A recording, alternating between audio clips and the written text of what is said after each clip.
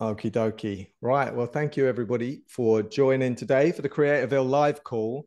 And I've just been moaning about my holiday with my Gen Alpha kids. I think they probably had a better time than I did, but that's fine because they're the next generation and they're supposed to enjoy life more than we do anyway. I suppose they haven't worked out what a pain in the arse it all is yet, I don't think, and they're still enjoying the joy of unfulfilled promises so far. But I'm really pleased today that we can speak to two of my favorite people, but who also happen to be super experts on Generation Alpha and Gen Z. And I think that from my perspective, it's really important for us to listen to people who've done the work on this space and not just have gut feels about how everybody's going to react to content and the changes that we're finding happening in the world, from broadcasters sliding down the slippery slope of failure to platforms and social publishers trying desperately to catch up with everybody, all the way through to people working in Web3 who are figuring out brand new ways of connecting with all these people. So today we are joined by Dr. Eliza Filby, and Eliza is a generationalist. So she specializes in understanding how different generations are specific from each other, and also is kind of a contemporary historian as well, and looks at how this affects things for major brands, and goes around the world talking to huge companies about how they can figure out how they interact with different generations and groups of people. And Sandra Lehner is known as the TV futurist and has worked as a social media consultant, a brand consultant. She's worked on big TV shows and promoting those, and is currently also working as an educator. I'm really pleased that they both joined us. So the format of today is that we're going to talk to Eliza first, and I'm going to quiz Eliza on what's really going on and how we can really understand these new generations. And then I'm going to turn to Sandra, who's then going to help me make sense of how that works for content and how that works for audiences and how that translates in what we can use in our world of culture and commerce. So Eliza, thank you so much for joining today. It's lovely to see you. Pleasure. Absolute pleasure. Tell me how you got, before we start going, what fascinates you about generations and how we kind of put people in pockets of age-related groups? So, I mean, I'm a generation skeptic, right? I think that categorization for a lot of times is a load of bollocks and is Well, fucking generalizations hell, what are you that doing are on this more call then? That's not what the advert said. my justification. Listen to my justification is that they're categories of analysis that are starting points, not endpoints. And in the age of big data, that is ever more true. So we need to first understand that when we're talking about generations, that they are limited in how they can kind of help us, and quite arbitrary in how they're formed. But they are incredibly useful because what they're doing is forcing you to understand change. And that's what I'm interested in. My currency is time. I'm interested in how things are changing. So what a generational lens enables me to do as a historian is understand that change. Okay. And at a very basic level, when we're talking about media, let's just remember that if we were to break that down, we're talking about baby boomers who grew up with 3 TV channels and Gen Z who grew up with their own TV channel. And if you understand and begin to conceptualize those differences, then you kind of are almost, I think, predisposed to think about the natural evolution of change and how it's impacting people differently. And there was a very famous essay to illustrate my point, written by Douglas Adams, the author of Hitchhiker's Guide to the Galaxy. And he wrote it in 1999 when everyone was scared of what my mom still calls the World Wide Web. And his concept, I think, is really helpful for us all to get our head around. And his idea was basically anything invented when you're the age between 0 to 15 feels natural, feels normal, almost feels boring to you. And I think about my son, who's now 5, Netflix is almost boring to him. It's natural to him, right? And I think about my grandmother, the kettle was kind of boring to her. My great grandmother, it was new and exciting and fun. So let's just think about this, that this idea of technology, like the smartphone to Gen Z, is fundamentally normal to them. It's not technology, right? And then he said anything invented between the ages of 15 to 35 feels new, exciting, and you're probably likely to get some kind of job related to it. And you have seen that in the smartphone era and the social media age for millennials, okay, and older Gen Zers. And then he said anything invented after the age which you hit 35, so into your late 30s, which often coincides with you having kids and managing younger generations, feels weird, foreign, totally alien, and you're most likely to reject it. And it's kind of how I feel about TikTok. And kind of a lot of the ways in which people that have worked in the media for, say, 10, 20 years are starting to feel about TikTok, or perhaps also Web3, Metaverse, all that kinds of things. It feels so alien. We've just got our heads around short form video content. So our age at which we encounter something massively conditions how we react to it. And a lot of work has to be done by us as individuals to really get to grips with it if it's almost out of our time. And it's the natural inclination of the young to disrupt everything that's gone before them. Otherwise, what's the point of being young? So we are seeing with Gen Z a natural evolution in the workplace, in politics, in societal values. Hey, even Google, they're choosing to TikTok something rather than Google something, disrupting that. And I think that's what fascinates me, is not, oh my God, you're such a millennial, you're on Instagram, or you're such a, you love avocado on toast. Screw that. I'm interested in time and how we are all essentially a product of our time. And you guys in the media industry, one of the biggest obstacles you face as in an industry that's constantly evolving is to step out of your own time. Okay, so I'm feeling really pleased about that, Eliza, because now I've realized why I can't make Snapchat work. It came to like when I was like probably about 40. So now I'm allowed to be rubbish at Snapchat because I was older than 35. Is that how it is? Own it. Own it. You just got to do a lot more work. Okay, fair enough. So that's deep shit, man. I'm really upset by that. Does that mean I'm not allowed to know anything? I'm not allowed to get into anything that happened after like 2015 or whatever when I was 35. Well, I don't want you to have an existential crisis live on it. I want you to just consider the amount of extra legroom that has to be done by someone that encounters something out of their time.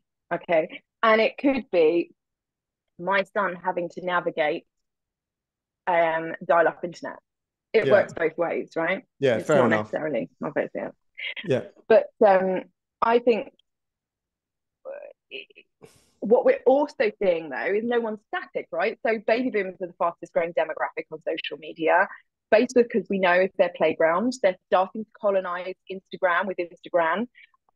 They are certainly being their tech skills are being accelerated because of actually the sharing of technological skills within the family. And I can talk a bit about family dynamics and how important that is on content as well.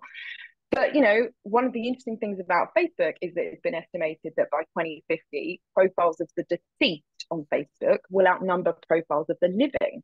Yeah, so I noticed you that are today. facing a really critical juncture where, and Mark Zuckerberg's about to become CEO of a mass digital graveyard. And what's interesting now is what happens to the data of the dead, and, how long before we have, our grandmother pop up on our Facebook feed and tell us that apple pie recipe because the algorithms remembered it and a deep fake allows her to speak in her original voice. There's all sorts of ways in which we have a frightening but interesting future on the content creation side. It's so interesting because I was reading Meta's quarterly transparency report today because I'm down with the granny Insta grannies, and basically they've now got a whole bit of their 10 kind of reports they put out every quarter about what happens to dead people's data. We had this kind of big thing 3 years ago with young people's data, which caused a lot of problems for the major platforms because they've basically been treating young people as adults for many years because it worked with their business model, and then they got hauled up for it and they had to pay huge fines and they had to really reorganize. It was really difficult for creators who targeted younger people, because all of a sudden the Yeah. ads got turned off all over the place. But now it is really interesting because that data in historical terms becomes kind of much less clear who owns copyright and who owns data once people have passed on. We obviously, as filmmakers, get very pleased when people die, because we can say what we like about them, and no one can sue us. So I think it raises you're massive getting problems. you're getting actors now basically recording their voices and recording movements so that they can basically live on in movies after they die. So, you know, in a way, the data of the dead creates all sorts of possibilities in the realm of content. You know, how long before our grandmother pops up on our feed selling us life insurance? Who knows? But I think there is a real moral dilemma, legal dilemma, and potential creative dilemma on that whole content that does exist after we've gone. And there are already digital tombstones being created in the metaverse where you house your digital archive. So this is all very alive and happening right now. Yeah, it's really interesting, isn't it? And so, but that's not young people. So going back to those younger audiences and those younger viewerships, do we think then that kind of Gen Z are pretty comfortable with the metaverse, even though it's happening kind of slightly later on for them? I see my youngest being really happy opening packs on FIFA of digital nonsense that doesn't really mean anything, and getting super excited by it, and seeing that as a tangible asset that he can, get excited by, like a bit like I did with football stickers back in the day, but does it feel like I'm not sure the metaverse is mature enough for them to intuitively get it in the way they do their smartphones? I agree. And I've had sort of contrasting thoughts on this one. The first is I was in Brussels a couple of weeks ago and I was interviewing Gen Alpha's 13, 14-year-olds. So just gone on the cusp. And what was very clear is they were very au fait already with ChatGPT, and they were using it in their school and in their education to do their homework much more efficiently. Well done them, because it probably set them up for the workforce better than them actually doing the homework themselves. But also, I asked them about the metaverse and virtual reality more broadly. And one of them said to me something quite interesting, which I think is worth explaining. He said, when you have that headset on and that full immersive experience, I don't like the fact that it takes away the possibility of me multitasking. And you think about stats around Gen Z that when they watch TV or when they're on their phone, they're quite often doing something else or listening to podcasts, or there's my Gen Alphas, by the way, you can probably hear them screaming in the bathroom. And what he was really, really trying to explain was that he didn't want the full immersion. He didn't want the complete kind of immersive experience that could stop him doing multiple things. And I thought that was quite an interesting element of the certainly VR that I hadn't really heard before. But then you've got stats that show that 90% of Gen Zers have already bought some kind of digital fashion item. It's becoming more and more normal. Certainly gaming and the huge influence that is having on how they're even just engaging in that is just overwhelming. But I do think that it's a greater move to something that I don't know enough about, but I certainly think I will see in Gen Z, is that if you go on TikTok and you look at the kinds of filters that people are using on a regular basis, the teenage filter is obviously gone viral recently, but also the glow up filter that makes you look like a model. What we're doing is we're creating social media that is ever more distant from reality and ever closer to creating a social connection through avatars rather than our actual selves. And in the wake of Instagram pressures around, encouraging eating disorders and body dysmorphia with teenage girls in particular, I reckon social media platforms will move towards a Gen Alpha experience on social media that is much more about avatar representation rather than representation of the self. And I think that will seem much more healthier. It will alleviate the pressures on teenage mental health. But it will create a disconnect, an ever more disconnect between real life and virtual life.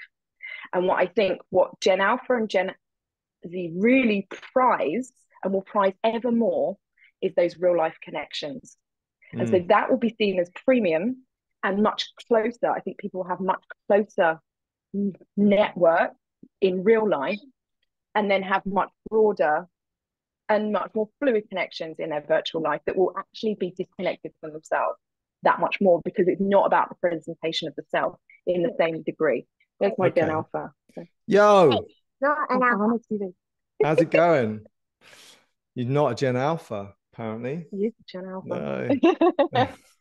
Well, so I think that's an interesting, and I think obviously the ad model of social media is changing. The backlash against influencer culture is evident. The de-influencer trend is real, and I do think that Gen Z and therefore Gen Alpha as well will just start to reject some of these. Go.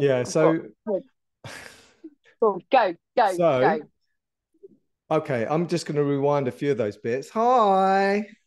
Sorry. How are you? Go on, get out of it. Get out. No, I mean it. I'm going to rewind, and I'm going to go over a couple of those bits while Eliza does some crowd control. So the idea that we're going to split Avatar from kind of IRL, I think is really compelling, isn't it? Because at the end of the day, the tough bit is the horrible bit that a lot of people have found themselves in for the last decade, which is feeling inadequate in real life and suffering from that because they're not able to present the image of themselves that they feel happy with, in a space that feels too good to be true. So Instagram, particularly being a very visual medium, people really struggle with. And I think that, imagine if we're in that situation where you can transplant your identity into an avatar, because that then gives you the opportunity to be whoever you'd like to be, rather than to be forced to be a kind of bastardized version of yourself. But then it poses all sorts of moral problems. So how, there is already a company called Never Met, which is dating in the metaverse. And, you can go on a date wherever you want to go. You can go to the Himalayas, you can go to, Soho House in London, wherever. It's all obviously virtual. But how do you know that that person's avatar reflects their reality in any form? And, in terms of your visual representation, your ethnic representation, your age, there's all sorts of moral dilemmas and regulatory concerns about. It's a bit like scripted and unscripted in real life, isn't it? You kind of got this whole opportunity to create a scripted identity, which is maybe what your avatar ends up being, which is the person you'd love to be, or the person, well, not necessarily, but the person that you can play the character of. And then you have the unscripted character, which is the real you that goes to the shops to buy a bottle of milk in the morning, and who hangs out with friends and who kind of is brilliantly authentic. I feel like, we were talking about that before people jumped on, that there's probably a trend towards ultra digital and ultra analog, that means that analog experiences in real life will have a high value, and to your point, will be the highest potential value, maybe. But yeah, Claudia Zenkert saying it's Ready Player One, and that was the premise of that book. And anybody that's seen the film, I'd really encourage you to read the book, because it's so prescient. The book has got a lot more detail in it that is really remarkable, considering it was written in 2008, pre-iPhone as well. It's unbelievable, I think. One of the things I think that's said about Gen Z is, I think there's sort of a slight delusion that they're all Greta Thunbergs running around, protesting about climate change. And yes, I think they're heavily politicized. Yes, they are quite sober and serious, and are not exploring the traditional exploits of youth that previous generations did at their age, whether it be sex or drugs to a certain extent, certainly drink. Yes, they're incredibly diverse. Yes, they're very fluid in their, I think, perceptions of gender and sexuality. But in a way, we need to recognize that that's all a given for them, right? That's education, which is why a lot of workplaces fall down, because young people have had their life, their worldview, played back to them on their phones, and then they go into the workplace and the world doesn't look like what's in their phones, and they find it quite troubling and quite difficult. And I think we need to just accept that I think this generation is looking for two elements in the content space. And one of them reflects their likely work trajectory. So this is a generation that will have 17 different employers over the course of their working life and 5 different careers, right? They're going to have to be as agile, more agile than any other workers before them, because they will be at the forefront of the AI and automation revolution. And they're going to, because they're just hyper individualism, want to seek out a career that is about self-fulfillment as much as anything else. So education for this generation, as we know, didn't stop when school finished. And the way in which, for them, a much more fertile, educative, entertaining version of that learning was happening on YouTube. And what's interesting, I think we also need to recognize how much education now relies on YouTube, particularly during lockdown and certainly subsequently. I say to my son quite often, "What do you do in school today?" And he says, "Watch YouTube." Right. And he's not wrong. Yeah. He's not lying. No, and it is valuable, right? Because we used to get these old Tilly sets wheeled out with big bellows on them and everything else, and it was helpful. What's interesting for me as a school governor of a primary school is that the gamification of education is in full swing as well. So a lot and of the datification of education. Yeah, right. Absolutely. So it's I'll tell you, my nephew's in school in Somerset, and last year he won the French prize. And my sister was like, "He can't speak French." And he was like, "Yeah, but according to the data on the homework that he did, multiple choice homework that he did on the French program online, he came top of the year." Well, they gamified it, but he can't actually speak French. But that's a whole problem we have within the education system. So I think number one is education. And for this generation, whether it's about news content, skills content, upskilling for work, whatever it is, education in all its form and glory, for this generation, it's not just, teach me something, don't sell me something. That's a given. But like the expectations they have around education are constantly changing and evolving. It's the generation that's grown up with TED Talks, but also beyond that. So it's also, can you package it in a way that then I can share it? And I can share it in the real world as well as the virtual world. And the second thing is we're living in the age of emotion, where what I feel is more important than what I think. And in the age of information overload, it's that, and it's a really obvious point, but I think most pronounced in Gen Z, is what are they really caring about, and how can you tap into that emotion? And that's constantly changing. But for example, one of the things that I think they feel really frustrated about is there's a lot of them, they have economic power, but no one's really, and everyone kind of sees them as the kind of shock of the new, rocking the status quo. But I think what they really want is a voice that is listened to. And I think that expectation of a voice comes from the fact they've grown up with a bigger say around the dinner table, and also social media where they could speak truth to power. But also, I think an education culture which enabled that as well. But also, I feel like they want to be listened to and their views acknowledged and heard and part of the creation process.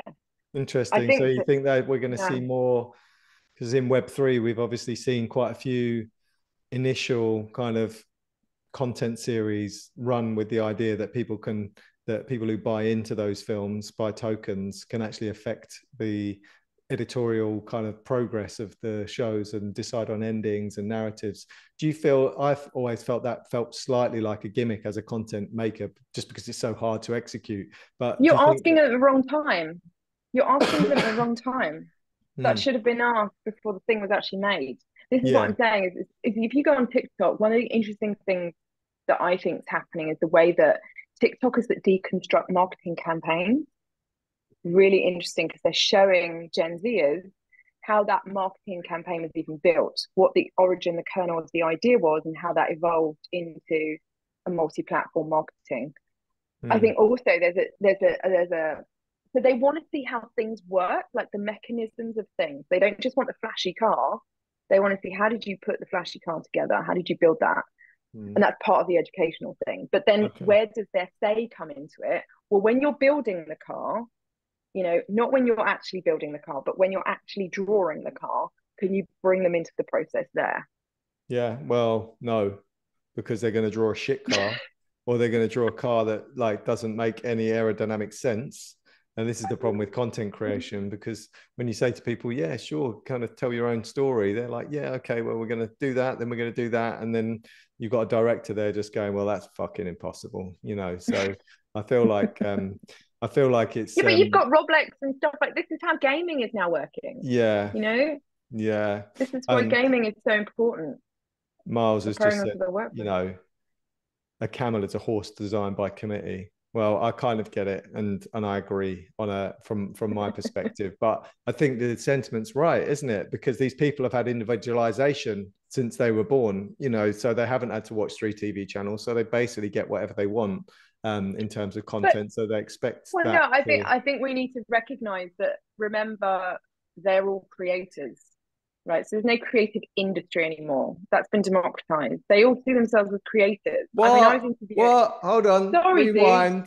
That's There's been no credit. Well, we're all democratized. fucked then. Sorry, guys. You want to go off Well, and get a career as a because painter and yeah, but decorator? that I mean, that is one of the interesting things about TikTok, and I talk about TikTok because that's where you go to find out what they're thinking now, maybe not in 5 years' time when possibly the UK ban it. But TikTok is fascinating because of the way in which content creators that worked on Instagram don't work on TikTok. It's a Yeah. bit like the original silent movie stars making the transition to talkies. They can't do it. Like Kim Kardashian is shit on TikTok. And it's almost like this is the generation that rejected the airbrushing, static, image driven aesthetic of Instagram, and with the facilities that they were given to them at a very young age, have managed to create and be all creators in short form video content. And I think, whether they also see themselves as prosumers. And I think that's a really important development where they're producers as well as buyers. And there's a fluidity there, whether you're on Depop or whether you're on YouTube, that comes naturally to them. They're not going, I'm a passive consumer of this thing. No, I'm going to watch this TikTok and then I'm going to do, basically a response video to that.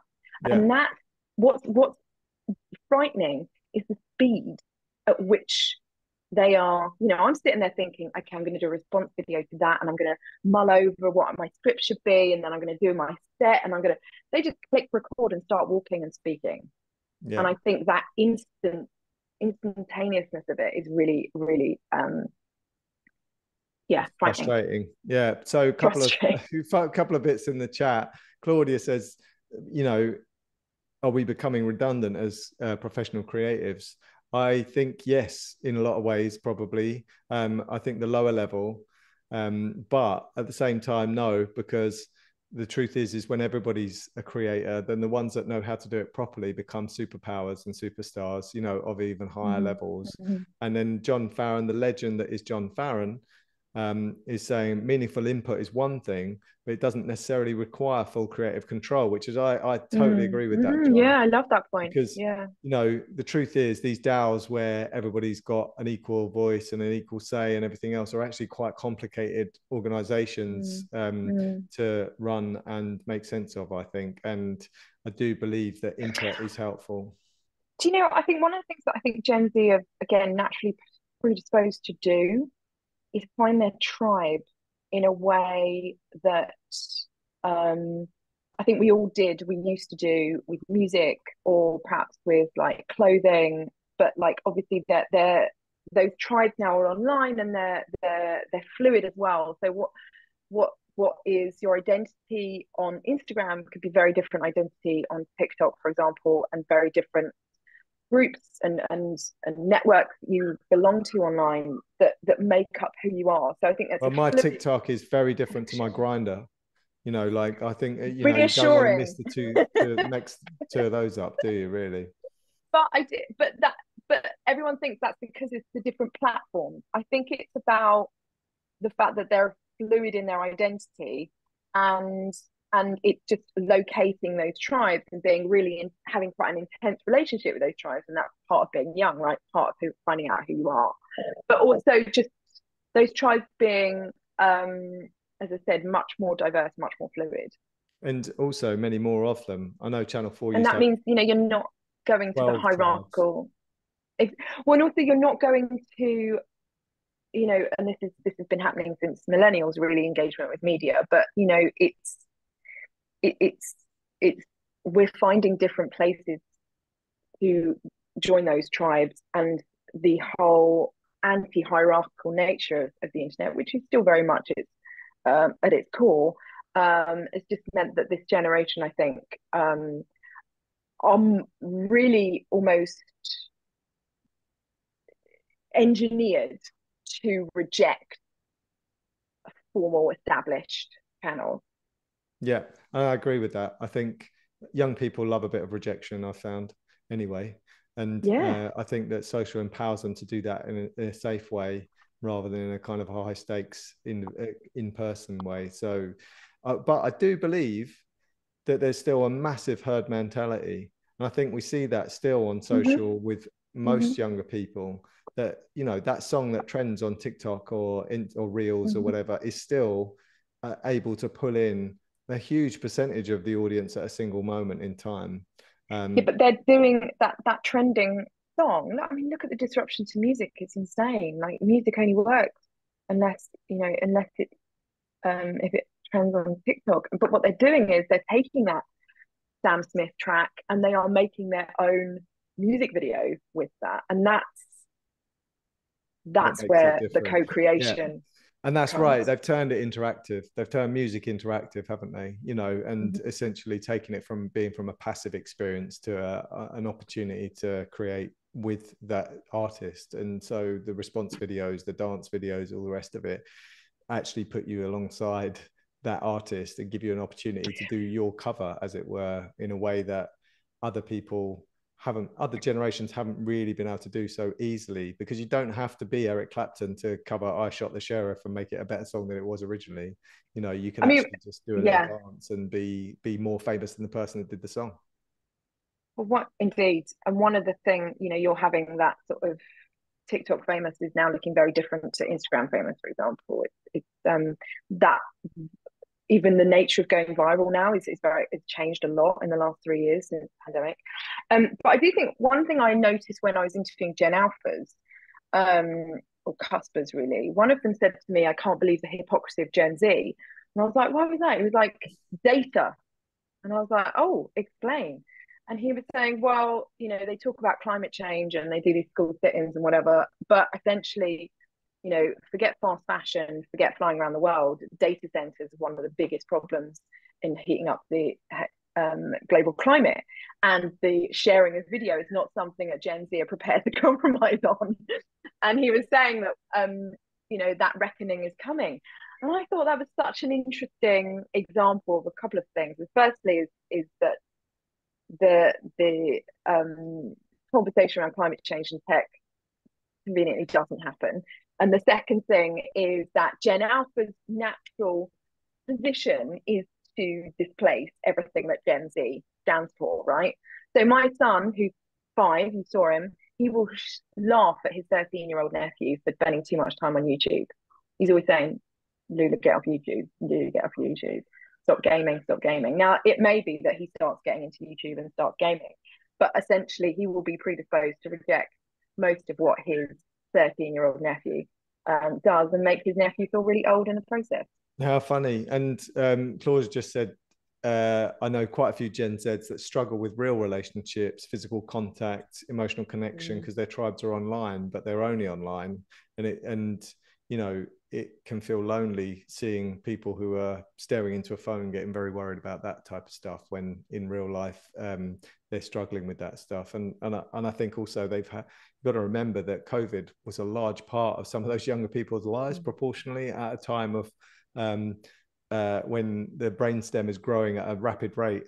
So if you're 7 when COVID happens, I think in our primary school, and the kind of professional view is that current 4 and 5-year-olds are the worst affected by COVID, you know, who have had real developmental problems and can't really be in school very easily in a way that, you know, Huge. cohorts previously had managed to. They can't be on their own. That They don't know what to do. long-term You know, consequence. yeah. That long-term consequence of COVID is only just, I think, well, not really even becoming realised, and will be a horrible reckoning again, probably about 5 years' time, when that cohort hits secondary school. I think there is, you said something about screen time. Well, interesting data on Gen Alpha is that you're seeing two types of parenting around screen time. So remember that Gen Z were the ones that were given iPads. They weren't given their parents' phone in childhood. Very different screen experience. So they were given an iPad, and they were the iPad kids that then migrated to phones. Whereas Gen Alpha are the ones that are given their parents' phone, right? And you're seeing a class distinction between middle class parents who are restricting it and are very conscious that too much screen time that would result in poor mental health, poor communication skills, you know, shortening of attention spans, and lower socioeconomic groups spending children spending more time on screens. And that was particularly pronounced during the pandemic. And I think that differential feeds into a slight middle class parental paranoia about screens and too much screen time, and you're seeing a backlash against that, and you're seeing an increasing number of parents making their kids watch terrestrial TV that ends rather than YouTube or Netflix. And that annoyance, scroll, that annoyance of say even like iPlayer and Netflix, where it comes up immediately after 10 seconds the next episode. Now what that does is it makes parenting freaking hard, because you can't shout bedtime, because by the time you shout bedtime the next episodes come up. So there is that restriction on screen time, and then a reflection for, you know, a lot of parents, that it's basically a pacifier. Yeah, amazing. And it's kind of interesting that most of the people that run these platforms, my mother now. I mean, literally, it's a multi-generation.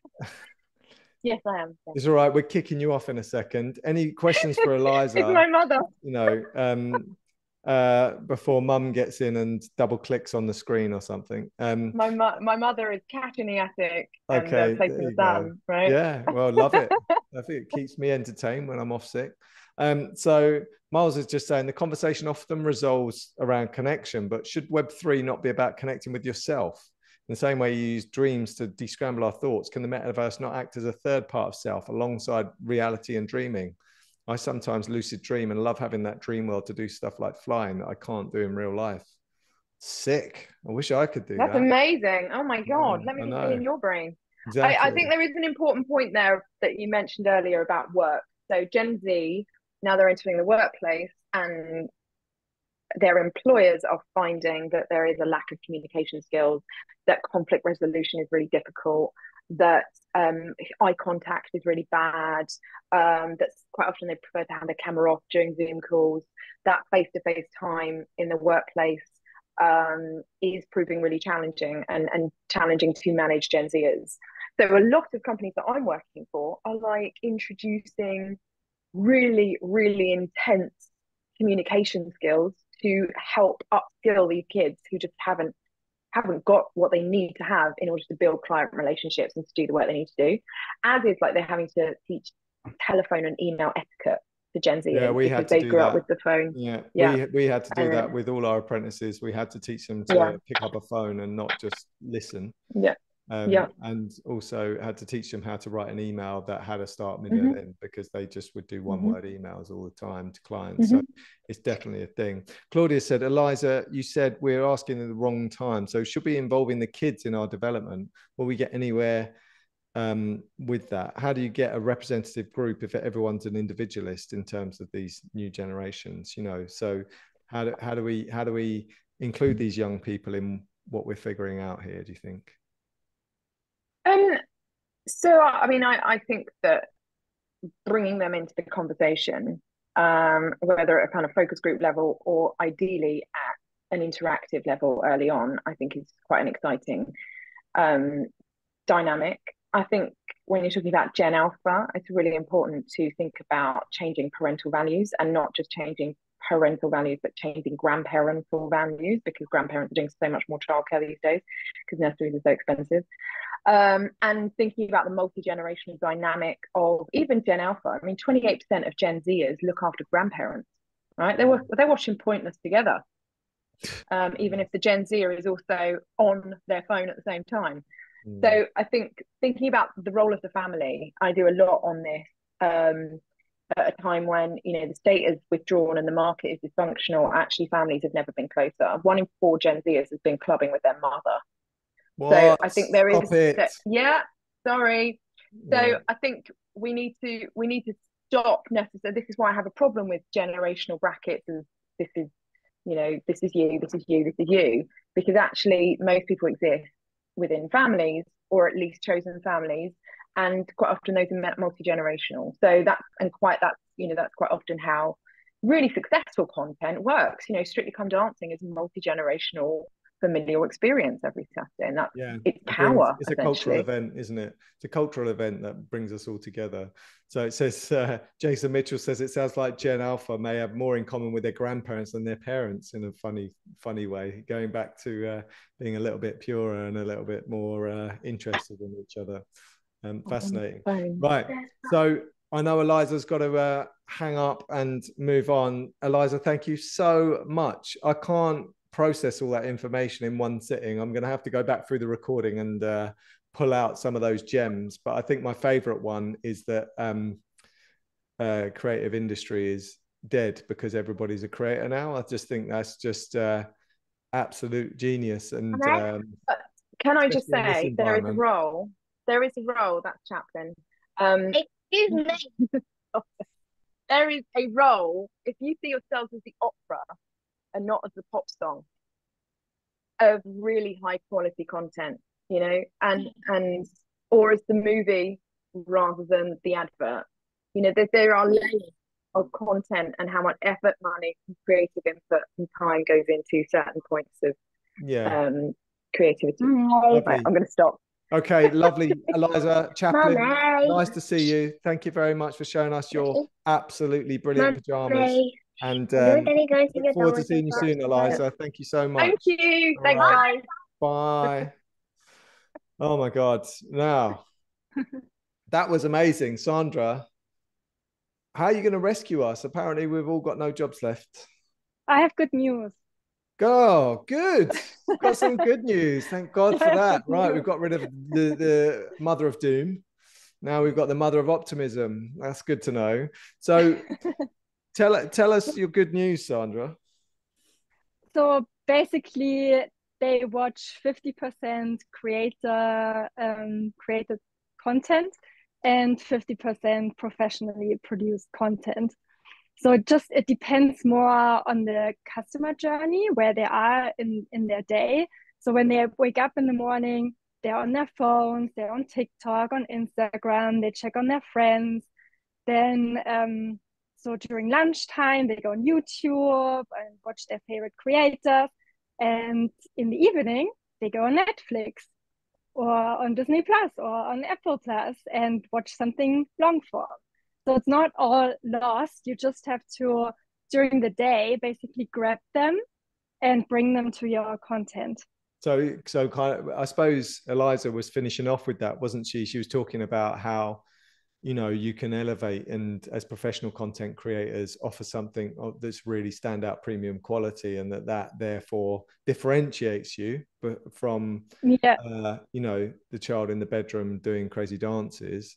I suppose what you've made a great career out of is, you know, turning those shows into cultural events, right?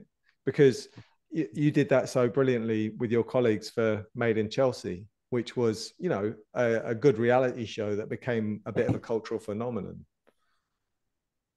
Yeah, and it was, I mean, that was like 10 years ago, but the key was really that we were very active on social media back then already.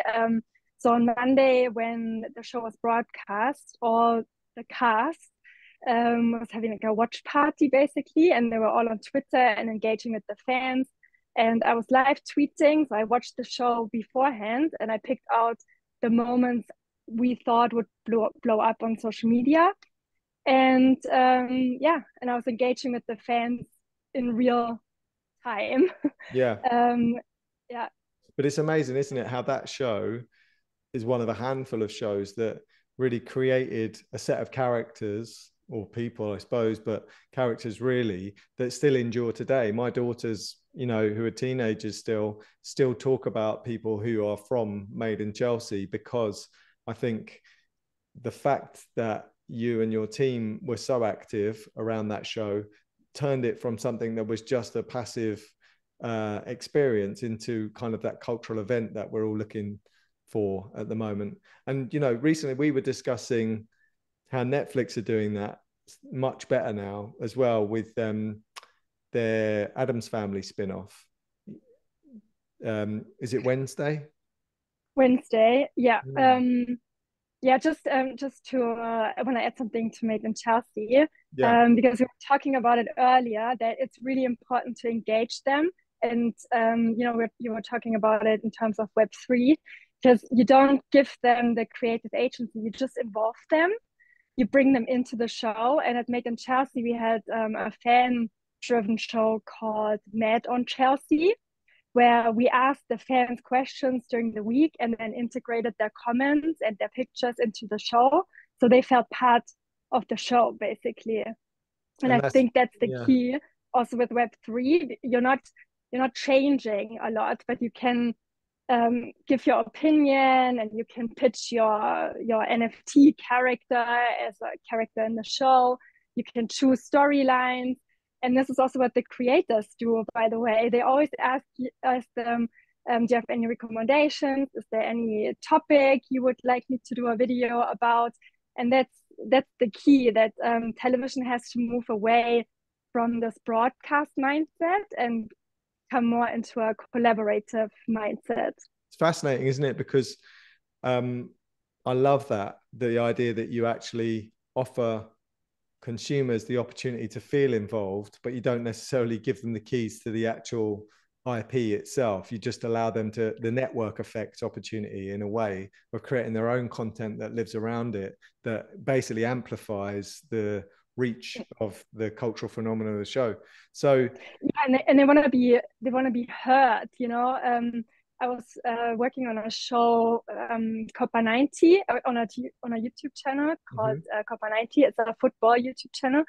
And I was producing a travel football show called the Eurofan. And we were traveling to all the Champions League games all over Europe. It was a very expensive show, high production value, but actually the most successful show on the channel was called Comments Below. And it was just two guys sitting on a sofa talking about football, of course, but also about the comments that the fans left on the video from last week. So you really brought the fans into the show, and you listen to them and their opinions, and they discuss them. Yeah, and that basically means that everybody gets the chance to be heard in a way that is, you know, and Claudia's just saying in the text, you know, it taps into what Eliza said, that the younger generations wanting those immersive experiences, but with a voice as well. And I feel like that's what they expect. It's not even like a request, it's an expectation. So for broadcast TV, it's difficult because the technology, like the first screen technology, has never really worked as an interactive device. And so what I found fascinating from some recent data is that in the US, of the 100 biggest broadcasts of 2022 on broadcast TV, 99 were live sport, you know, out of 100. And the other one was election night. You know, so you've kind of got this amazing situation now where we've already seen the rush to live happen. Everyone was talking about this, not probably only 5 years ago, saying the only things that will make sense on broadcast television now are major live sport and huge news events, and everything else will fall away and just be streamed. And actually it's already happened in the USA in terms of the top tier. That's going to be really tough, isn't it, for the marketplace. And you're writing a book at the moment on the future of television. And so how do you feel, what are people telling you about how the industry is going to adapt to these kind of huge viewing shifts that aren't kind of in the future anymore? They're right now, really, aren't they? Yeah, that's because everyone is calling me the TV futurist, but I don't feel like I'm talking about the future. I'm talking about things that are already happening and that people should pay attention to. And so for me, the key is really community, that you create a community around your show, that you have the super fans that bring your message to other people, that you personalize the content. Eliza was talking about that earlier with TikTok, that they see TikTok as a streaming platform because it's self-programmed, it's personalized content through the algorithm, it serves their interests and their likes. And I think for me, something like fast channels will play a big role in the future because it's more about niche content that's specific to likes and interests of people. And the future will. Yeah, sorry to jump in, but that's really interesting because YouTube have just announced that they're launching fast channels on YouTube. And do you think your point that TikTok feels like a personalized kind of lean back experience for Gen Z and alphas, do you feel like that's what YouTube are going to have to kind of figure out, is how to get that personalization really kind of right, because that feels like the piece that I think we're missing at the moment in YouTube, is that ultra personalization. I think so. I think everyone is looking at TikTok and trying to figure out what they're doing with the algorithm because it's so specific and you just get sucked in. I mean, I can't go on TikTok unless I have like 30 minutes. And with YouTube, it's more specific. You look for specific content and maybe watch another video of the same creator. But yeah, I think YouTube definitely has to figure out how to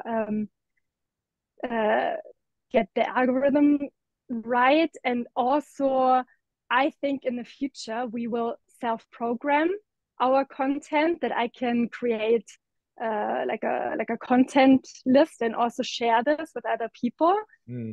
I suppose there's a bit of that already on functionality, isn't there, on YouTube with playlists and stuff, but they don't, it never seems to me like it's particularly well used.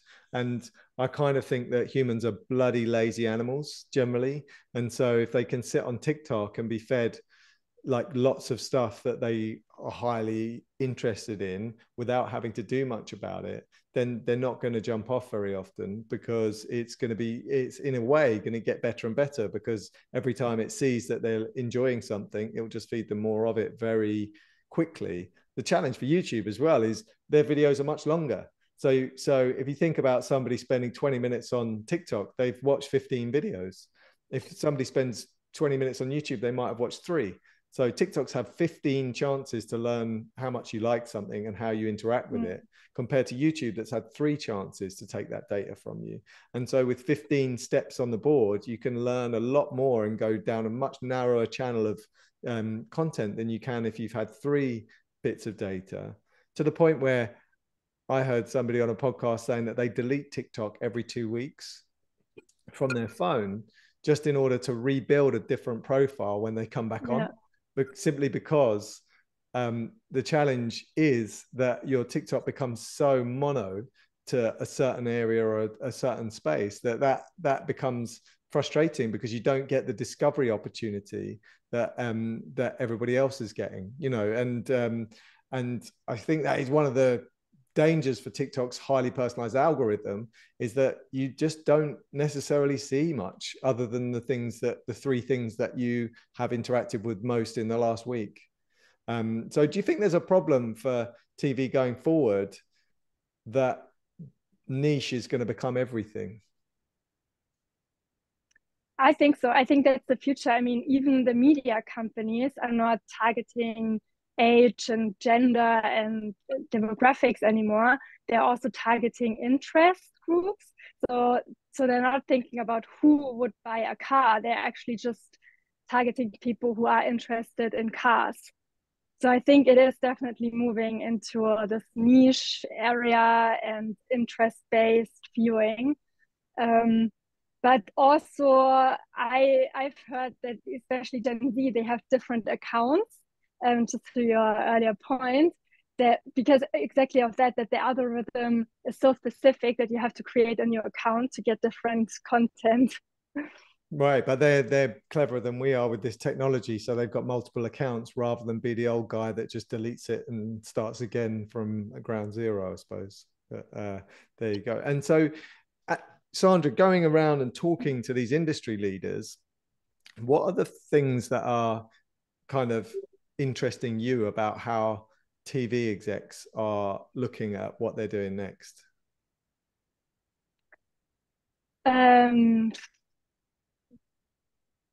Well, I'm interested in helping the TV industry to move forward, because if they don't rethink the way they approach this generation, they will have in like 5 years time. And so I'm interested in finding ways to move them to a TV show. And just going back to Wednesday, I think what TV producers have to do is to think in the development process already how to engage this audience, and not just in the marketing phase, which is happening right now most of the time. And I thought Wednesday was interesting because they launched a Twitter account way before they even started production. So they knew that if Wednesday was a person, she would be on Twitter because she's quite cynical and a writer. And they started posting on social media why they were producing the show. So they created the community way before it launched on Netflix.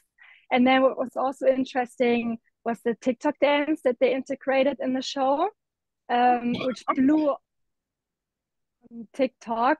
Everyone was doing it. But these are things that you have to have in mind in the development process already, and you can't integrate it further in the production process.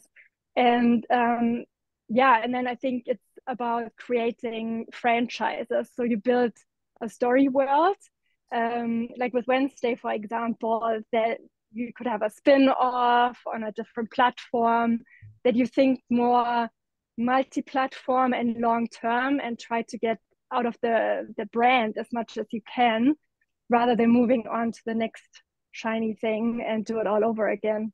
Yeah, so it's probably moving from a culture and TV networks of filling up a schedule with lots of different things, and moving towards probably where US cable has gone, which is, the cable channels have become more and more niche, to provide a single experience at any time, a bit like Fast, on one side.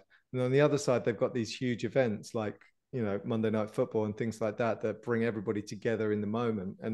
And then somewhere in the middle, which is probably with the streamers now, they're creating a bit like Disney. Disney does not launch very many shows on Disney Plus, but when it does, about them. Mandalorian's coming back for season 3. All the young people are talking about that for weeks before it actually happens, because there's a real understanding that has now become one of those successful juggernauts that they can market and find ways to monetize in so many different ways. But they don't have 60 goes at it, and to find that. Disney has an amazing hit rate because it just decides on the things that it's going to make famous and then invest, and it doesn't have any air to fill. On Disney Plus, if it doesn't upload a new show for a few weeks, what are you going to do? Well, you're going to go in there and find something else to watch that's already brilliant, that has already been proven somewhere else. So I think it's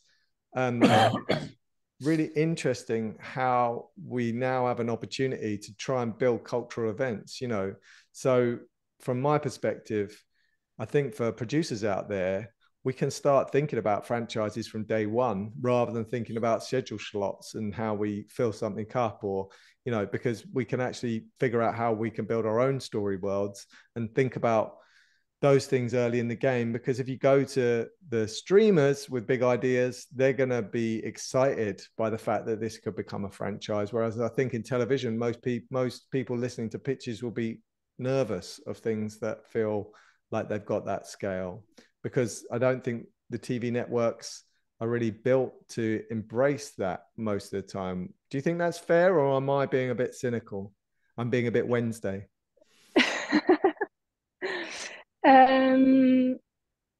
I mean, this is what we did at Made in Chelsea. We had the broadcast on Monday night.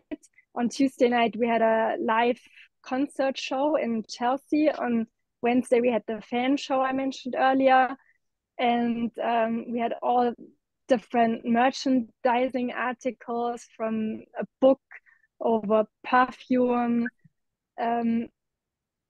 So we already created this universe, and I worked for Downton Abbey as well. That was the same. I think you just have to leverage what you already have on different platforms, because you can't expect everyone to be on every platform.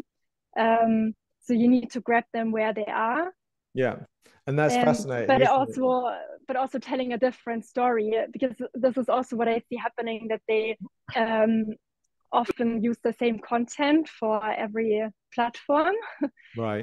But it should be bespoke content for each platform, telling storylines from the story world you created, but in an individual way.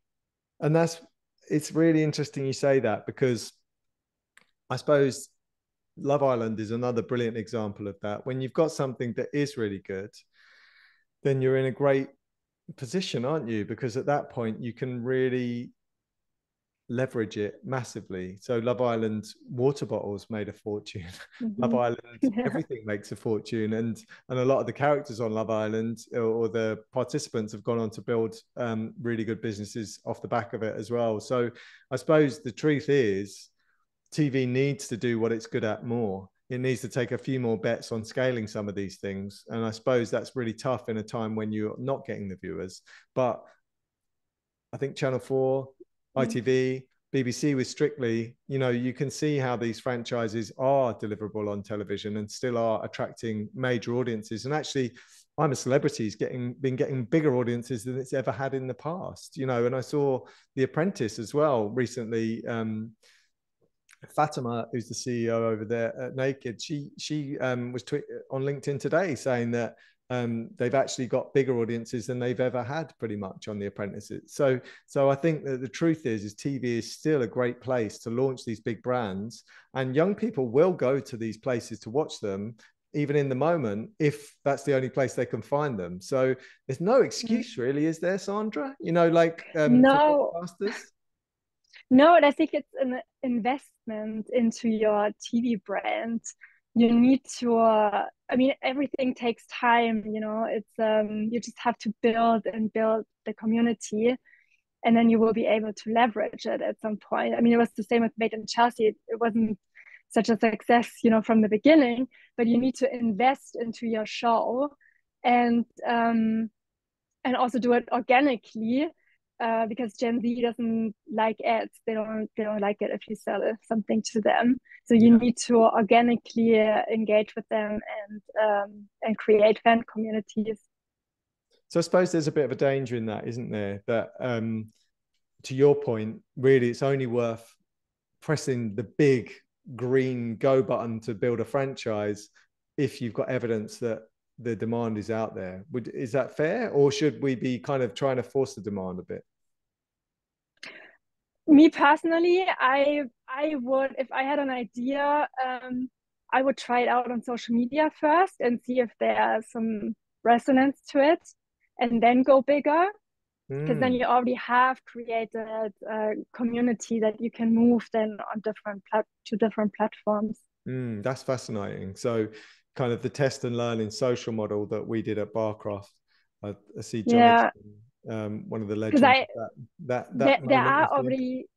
There are already shows that use social media as an incubator, as an idea incubator. If you just look at, is it Cake on Netflix? It actually started on TikTok and YouTube and with Twitter memes, and they made a TV show out of it. And also Dancing with Myself on NBC, which is basically based on a TikTok dance challenge. Yeah.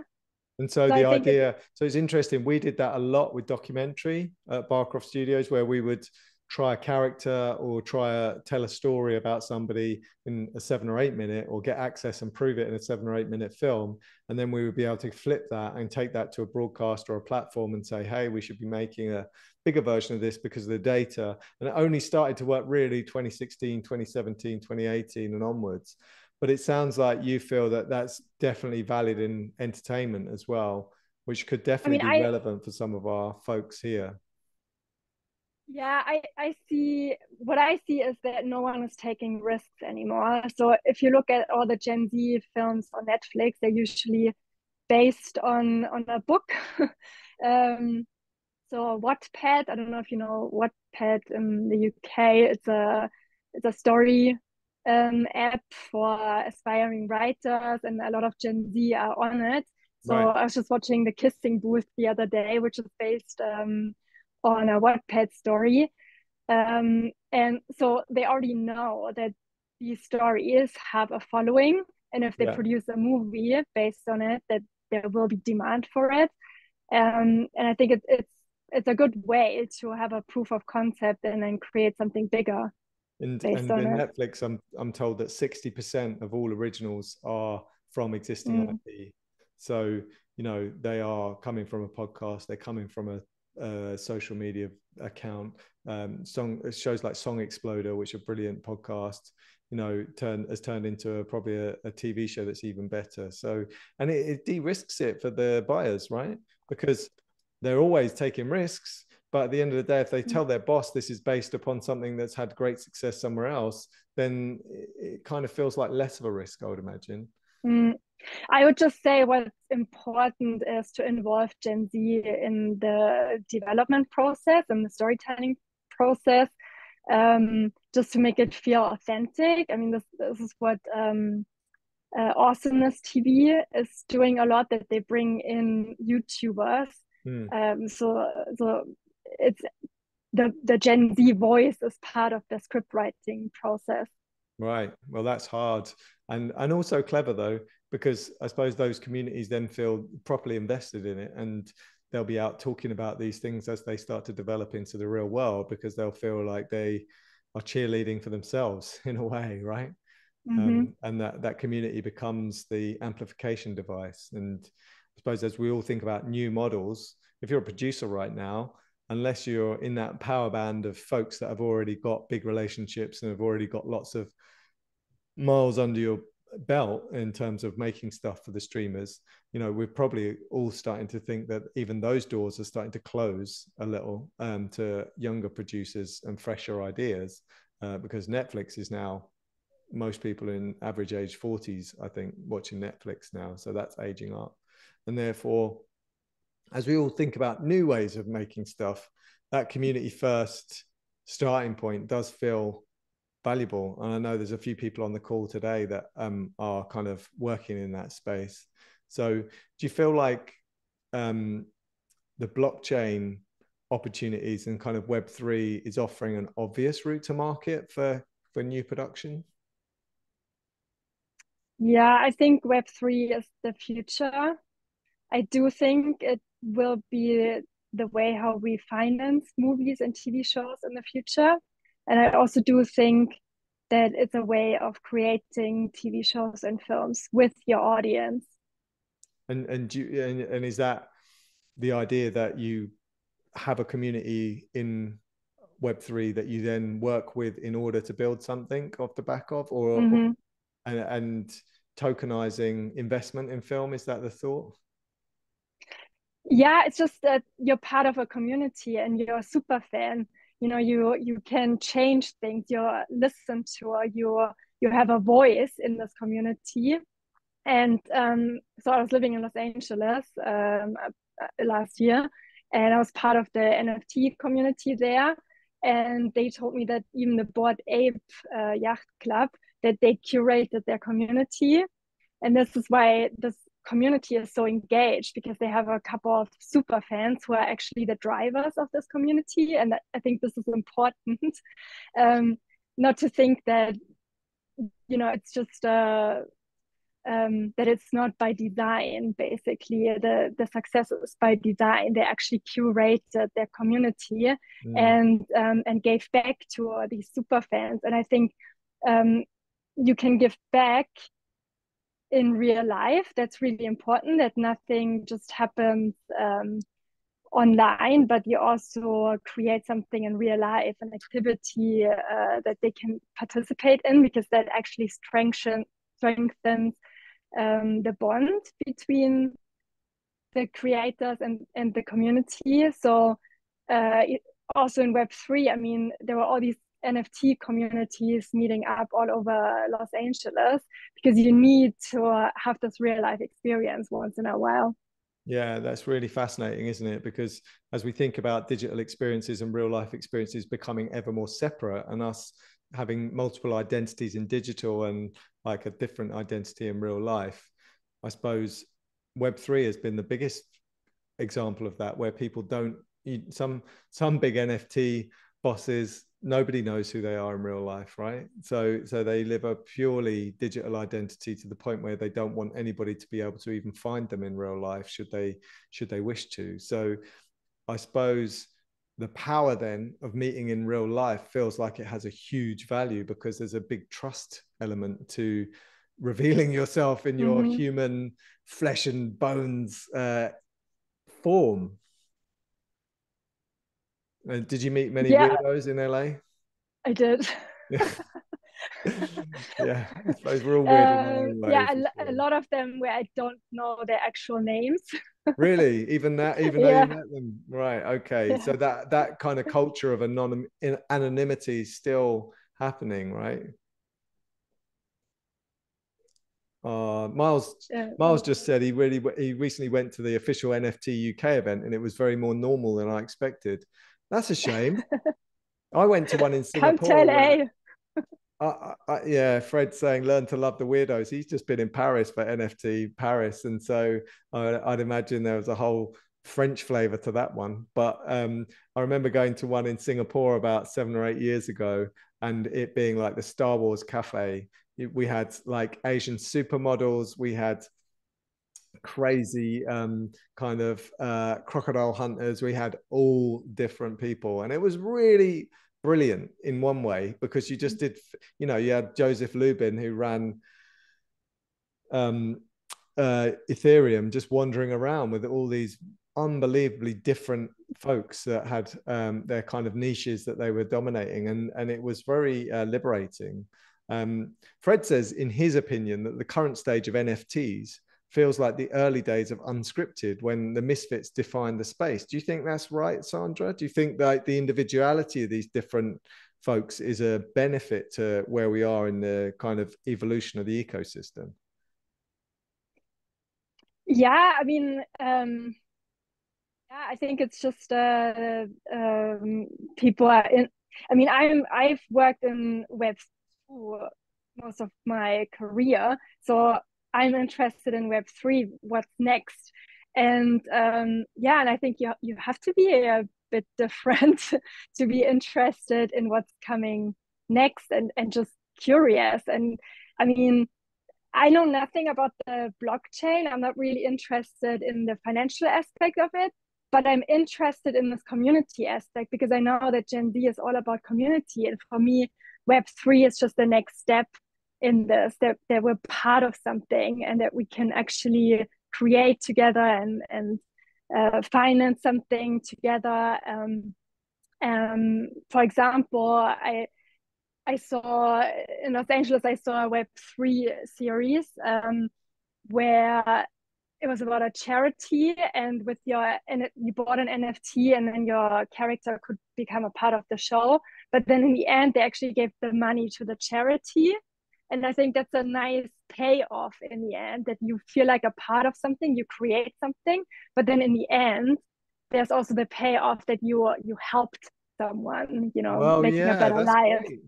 I think that's brilliant, Sandra. I've seen most of the reports I've seen of these recent conferences on NFTs is there's a real pivot to what everybody calls utility, which is essentially, you know, something useful out the end of it. And I think it's clever for people when they're designing NFT projects to start thinking of, they can't just think about a financial flip as the outcome of investing in these projects. They've got to start thinking about the impacts, the tangible outcomes from putting your time, energy, passion, and your money into these projects, because that's what's going to make the difference, I feel. And I think philanthropy is a brilliant kind of way into that, because it's a powerful instinct, isn't it, for people to want to help others, especially when the financial side of crypto has been punished quite a lot. It's a great antidote to that, isn't it? The idea that the hook of a project could be philanthropic in some manner, which is, I think, why the Constitution DAO, which happened a year ago or so,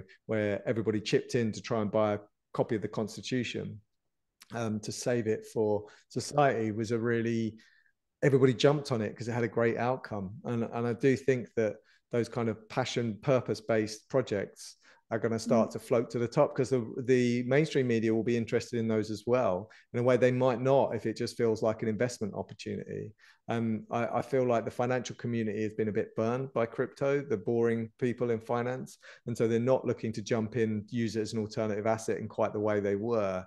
And therefore, you know, having that utility shine through feels really good.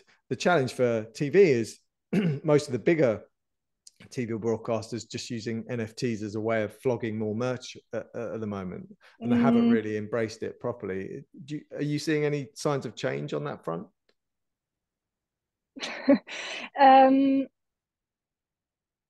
It depends on who is creating the IP. I mean, in Hollywood, there was a lot of talk that, especially Disney and the big ones, that they don't want to, because Web3 is all about giving your IP to the fans and let them create something, which is a problem for Hollywood studios. So I think to be successful in this space, you actually have to let go and give them creative agency.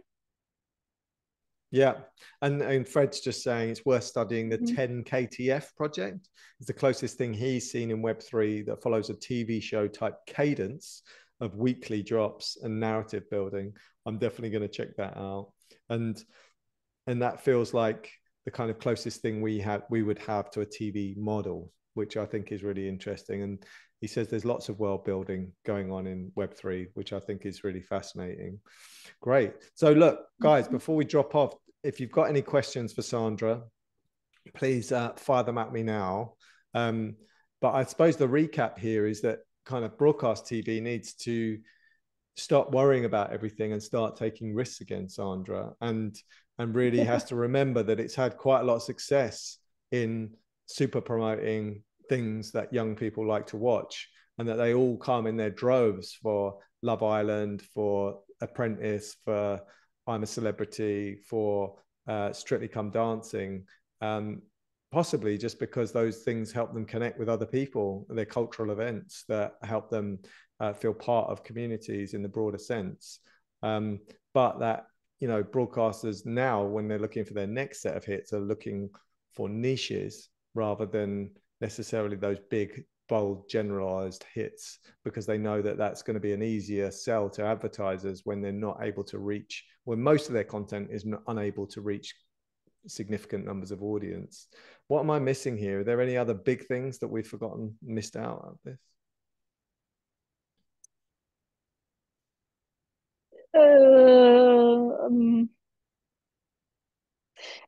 I think one interesting fact is also that 60% of Gen Z rely on recommendations of their friends and family, because there's so much content out there and you don't want to scroll through Netflix for hours. So you rely on recommendations from other people. But since this is not a channel, the next big thing, so you look on social media for recommendations. And So the influence of social is going to continue to be really huge, because that's what's going to drive the human recommendations that therefore mean that something has a chance of becoming one of those big breakout franchises, which I agree with.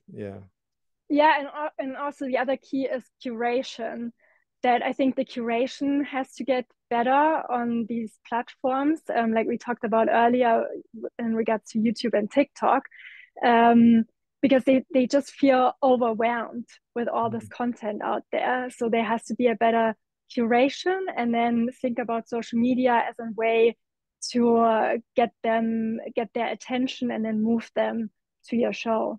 Miles' question is, legacy media is seemingly at a crossroads. So will this be terminal for some major TV channels? Will we start to see channels shutting down, do you think, Sandra?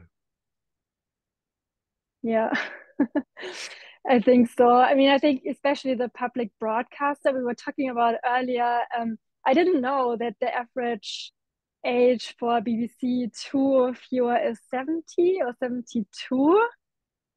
Did you say 72? Yeah.